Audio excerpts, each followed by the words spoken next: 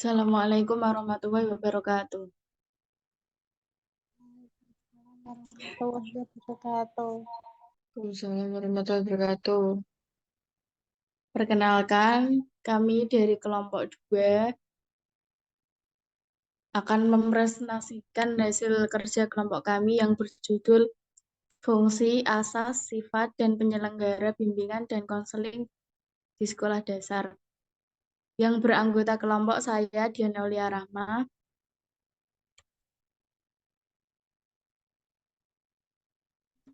Saya Farida Laila Husna. Saya Nurlaila Siswa.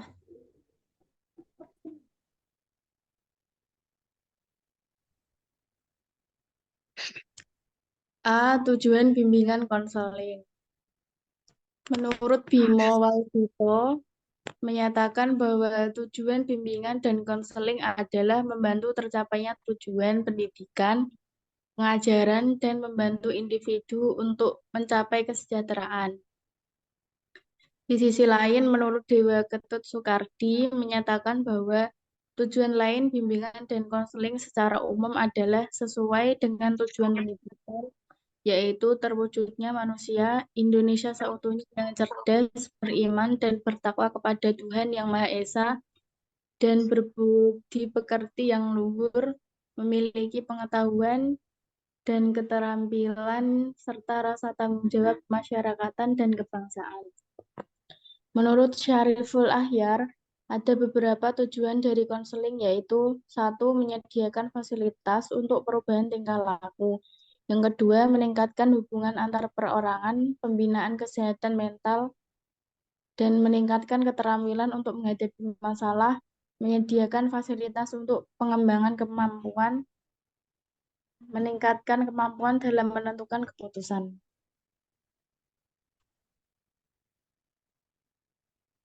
B. Fungsi bimbingan konseling.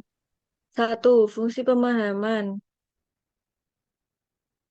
Menyatakan bahwa fungsi pemahaman yaitu fungsi bimbingan dan konseling yang akan menghasilkan pemahaman tentang sesuatu oleh pihak-pihak tertentu sesuai dengan keperluan pengembangan siswa yang mencakup pemahaman tentang dari siswa, lingkungan siswa, dan lingkungan yang lebih luas terutama oleh siswa. 2. Fungsi preventif.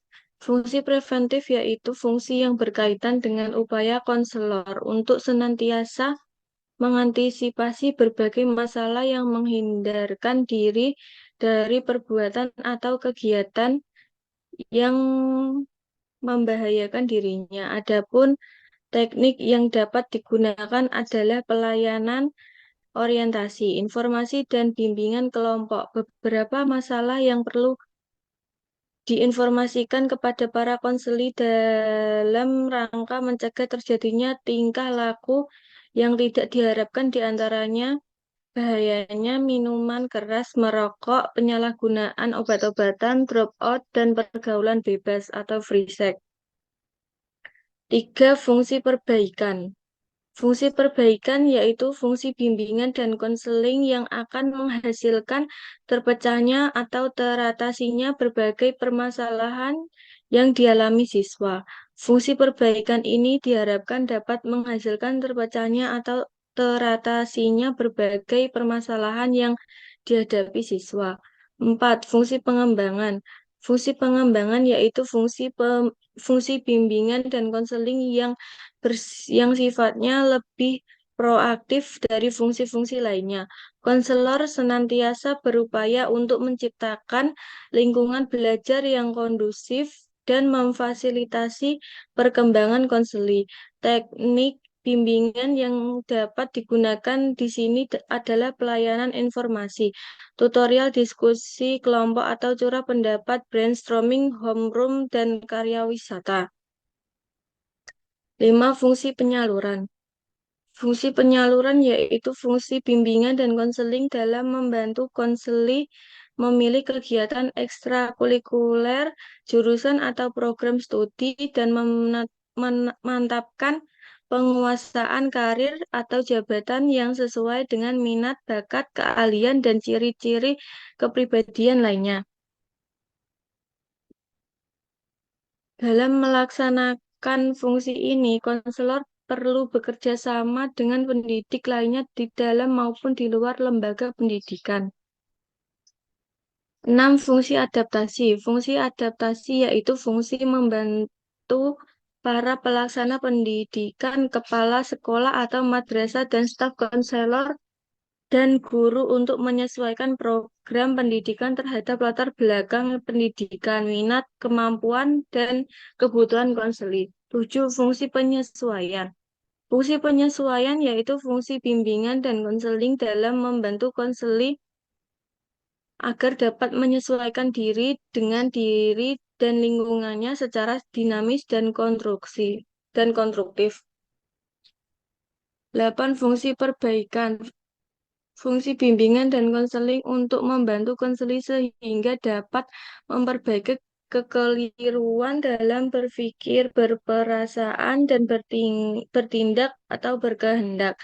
Konselor melakukan intervensi atau memberikan perlakuan terhadap konseli supaya memiliki pola berpikir yang sehat, rasional, dan memiliki perasaan yang tepat, sehingga dapat mengantarkan mereka kepada tindakan atau kehendak yang produktif dan normatif. 9. Fungsi fasilitasi. Fungsi fasilitasi yaitu memberikan kemudahan kepada konseli dalam mencapai pertumbuhan dan perkembangan yang optimal, serasi, selaras, dan seimbang seluruh aspek dalam diri konseling. 10. Fungsi pemeliharaan. Fungsi pemeliharaan yaitu fungsi bimbingan dan konseling untuk membantu konseli supaya dapat menjaga diri dan mempertahankan situasi kondusif yang telah tercipta dalam dirinya. Pelaksanaan fungsi ini diwujudkan melalui program-program yang menarik, rekreatif, dan fakultatif sesuai dengan minat konseli. C. Asas-asas bimbingan konseling. Menurut Prayitno 2015, asas-asas bimbingan dan konseling ada 12, yaitu 1. Asas kerahasiaan. Asas kerahasiaan ini menurut dirahasiakannya segenap data dan keterangan tentang peserta didik atau klien yang menjadi sasaran layanan. Dalam hal ini, guru pembimbing berkewajiban penuh memelihara dan menjaga semua data dan keterangan itu sehingga kerahasiaannya benar-benar terjamin. 2. Asas kesukarelaan. Dapat diharapkan bahwa mereka yang mengalami masalah akan dengan sukarela membawa masalahnya itu kepada pembimbing untuk meminta bimbingan. 3. Asas keterbukaan. Baik klien maupun konselor harus bersifat terbuka. Keterbukaan ini bukan hanya sekedar berarti bersedia menerima saran-saran dari luar, tetapi dalam hal ini lebih penting dari masing-masing yang bersangkutan bersedia membuka diri untuk kepentingan pemecahan masalah yang dimaksud. 4. Asas kekinian. Asas kekinian juga mengandung pengertian bahwa konselor tidak boleh menunda-nunda pemberian bantuan. Dia harus mendahulukan kepentingan klien daripada yang lain. 5. Asas kemandirian. Dalam memberikan layanan, pembimbing hendaklah selalu menghidupkan kemandirian pada diri orang yang dibimbing. Jangan sampai orang yang dibimbing itu menjadi tergantung kepada orang lain, khususnya para pembimbing atau konselor. 6. Asas kegiatan. Usaha layanan bimbingan dan konseling akan memberikan buah yang tidak berarti bila individu yang dibimbing tidak melakukan kegiatan dalam mencapai tujuan-tujuan bimbingan. Hasil-hasil usaha bimbingan tidak tercipta dengan sendirinya, tetapi harus diraih oleh individu yang bersangkutan. 7. Asas kedinamisan. Upaya layanan bimbingan dan konseling menghendaki terjadinya perubahan dalam individu yang dibimbing, yaitu perubahan tingkah laku ke arah yang lebih baik. Perubahan tidaklah sekedar mengulang-ulang hal-hal lama yang bersifat monoton, melainkan perubahan yang selalu menuju ke suatu pembaruan, sesuatu yang lebih maju. 8. Asas keterpaduan layanan bimbingan dan konseling. Memadukan berbagai aspek individu yang dibimbing. Sebagaimana diketahui, individu yang dibimbing itu memiliki berbagai segi kalau keadaannya tidak saling serasi dan terjadikan masalah. 9. Asas kenormatifan. Usaha bimbingan dan konseling tidak boleh bertentangan dengan norma-norma yang ada, norma adat, norma hukum atau negara, norma ilmu, ataupun kebiasaan sehari-hari. Asas kenormatifan ini diterapkan terhadap isi maupun proses penyelenggaraan bimbingan dan konseling. 10. Asas usaha layanan bimbingan dan konseling secara teratur, sistematik, dan dengan mempergunakan teknik serta alat yang memadai. Untuk itu, para konselor perlu mendapatkan latihan secukupnya, sehingga dengan itu akan dapat dicapai keberhasilan usaha pemberian layanan. 11. Asas alih tangan. Asas ini mengisyaratkan bahwa bila seorang petugas bimbingan dan konseling sudah mengerahkan segenap kemampuannya untuk membantu klien, belum dapat terbantu sebagaimana yang diharapkan, maka petugas ini mengalih tangankan klien tersebut kepada petugas atau badan lainnya. Asas Tuturi Handayani. Asas ini menunjukkan pada suasana umum yang hendaknya tercipta dalam rangka hubungan keseluruhan antara pembimbing dan yang dibimbing. Di prinsip sasaran permasalahan individu program pelayanan pelaksanaan pelayanan.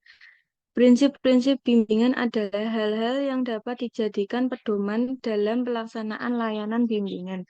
Adapun prinsip-prinsip tersebut adalah 1. Prinsip-prinsip yang berkenan dengan sasaran layanan. A. Bimbingan dan konseling melayani semua individu tanpa memandang umur, jenis kelamin, suku, agama, dan status sosial ekonomi. B. Bimbingan dan konseling berurusan dengan pribadi dan tingkah laku yang unik dan dinamis. C. Bimbingan dan konseling memperhatikan sepenuhnya tahap dan berbagai aspek perkembangan individu. D. Bimbingan dan konseling memberikan perhatian utama kepada perbedaan individual yang menjadi orientasi pokok pelayanannya. 2. Prinsip-prinsip yang berkenan dengan permasalahan individu. A. Bimbingan dan konseling berurusan dengan hal-hal yang menyangkut pengaruh kondisi mental atau fisik individu terhadap penyesuaian dirinya di rumah, di sekolah, serta dalam kaitannya dengan kontak sosial dan pekerjaan, dan sebaliknya pengaruh lingkungan terhadap kondisi mental dan fisik individu. B. Kesenjangan sosial, ekonomi, dan kebudayaan merupakan faktor timbulnya masalah pada individu dan kesemuanya menjadi perhatian utama pelayanan bimbingan. 3. Prinsip-prinsip yang berkenan dengan program pelayanan. A. Bimbingan dan konseling merupakan bagian integral dari pendidikan dan pengembangan individu.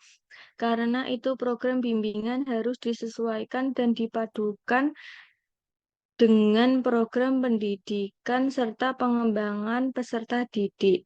B. Program bimbingan dan konseling harus fleksibel, disesuaikan dengan kebutuhan individu, masyarakat, dan kondisi lembaga.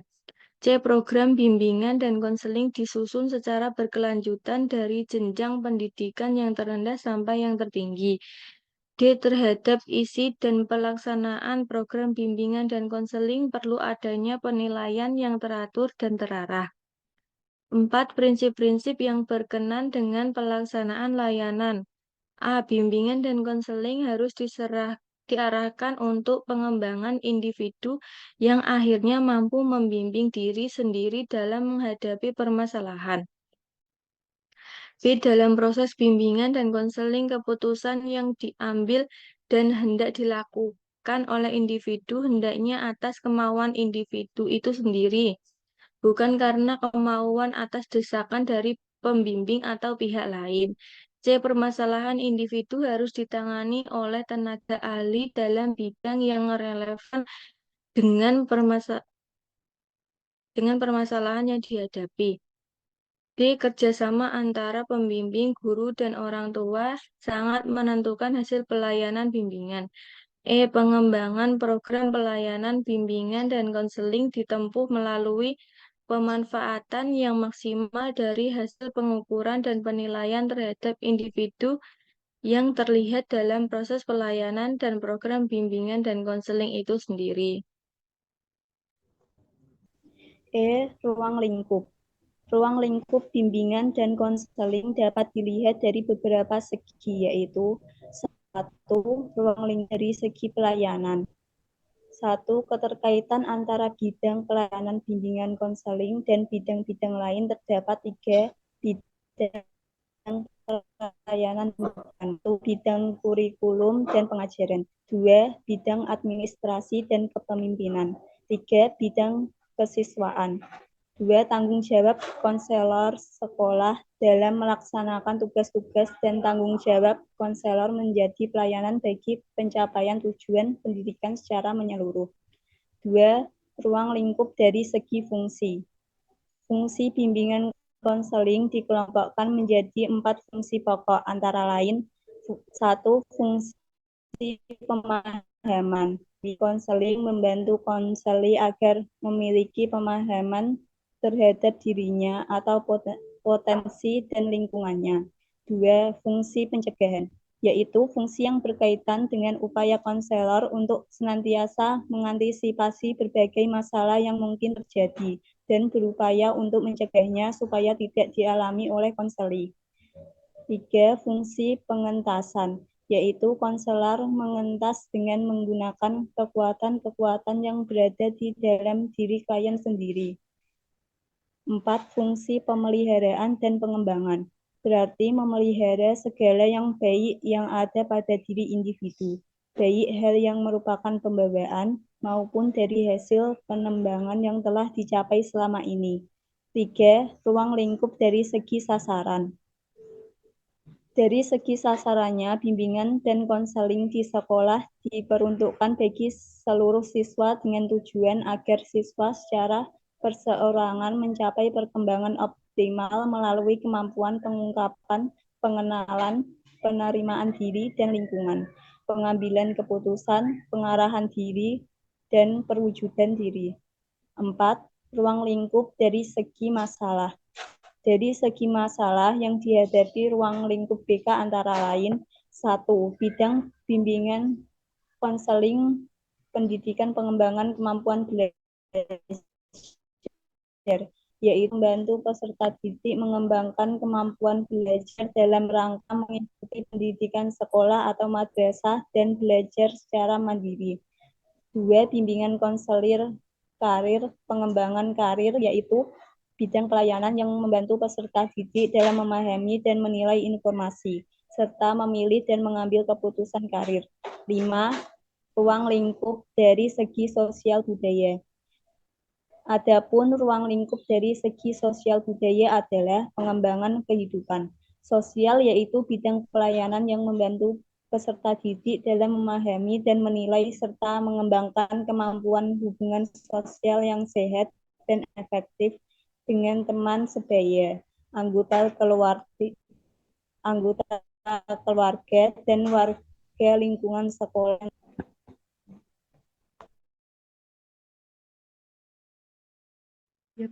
Kesimpulannya, bimbingan dan konseling merupakan proses yang berkesinambungan dalam membantu individu agar dapat mengarahkan dan mengembangkan dirinya secara optimal sesuai kemampuannya dan agar individu memahami diri dan menyesuaikan dengan lingkungannya. Di sekolah, bimbingan dan konseling secara tidak langsung menunjang tujuan pendidikan dengan menangani masalah dan memberikan layanan secara khusus pada siswa agar siswa dapat mengembangkan dirinya secara penuh. Sekian presentasi dari kelompok kami. Jika ada yang bertanya, kami membuka 3 pertanyaan. Saya Laila Kodrina izin bertanya. Apa yang akan terjadi apabila salah satu asas-asas BK tidak terselenggara dengan baik dan bagaimana cara mengatasinya? Terima kasih.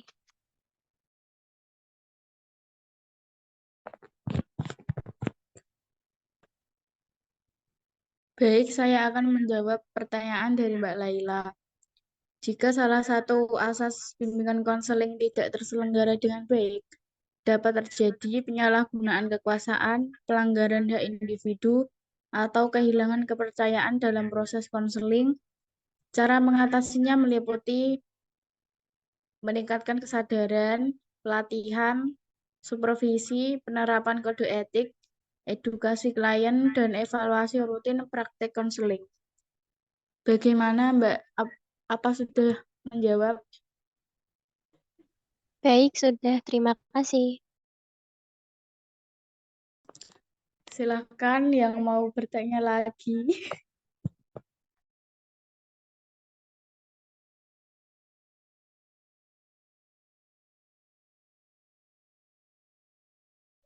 Perkenalkan, nama saya Naila, izin bertanya. Mengapa seorang guru harus menerapkan asas dalam BK?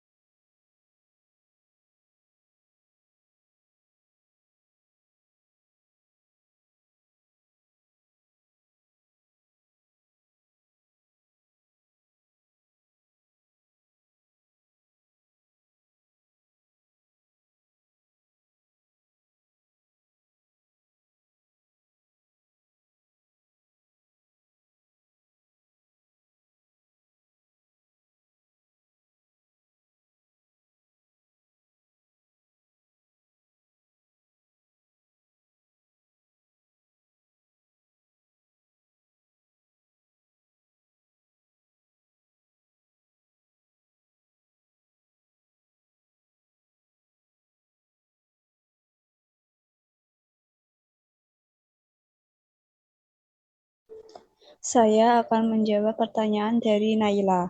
Seorang guru harus menerapkan asas dalam BK untuk memberikan bimbingan yang sesuai, adil, dan efektif kepada siswa, serta membangun hubungan yang baik, meningkatkan efektivitas pembelajaran, dan membantu siswa dalam mengembangkan potensi serta penyelesaian masalah.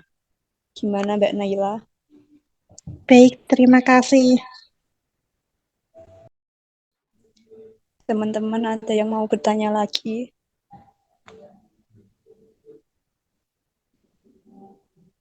Baik, kalau tidak ada pertanyaan lagi, presentasi dari kelompok 2 akan kami tutup. Sekian presentasi dari kelompok 2. Mohon maaf bila ada kesalahan kata. Assalamualaikum warahmatullahi wabarakatuh. Waalaikumsalam warahmatullahi wabarakatuh.